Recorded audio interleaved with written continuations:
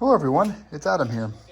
In today's video, I'm going to be installing something I don't really think anyone needs to buy, but it's the AltRider speed sensor guard for the R1250GS Adventure.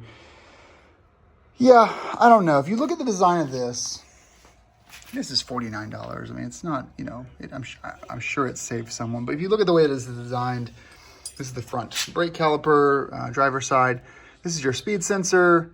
It basically measures speed by the air moving across this ring here. You look at this is actually metal. This is clipped in. So you have to hit something so hard to like grab this. I don't know. I don't think it's gonna break, but it's really easy to install. All you're gonna do is you're gonna remove that T30 right there, and you're gonna put this on top of it.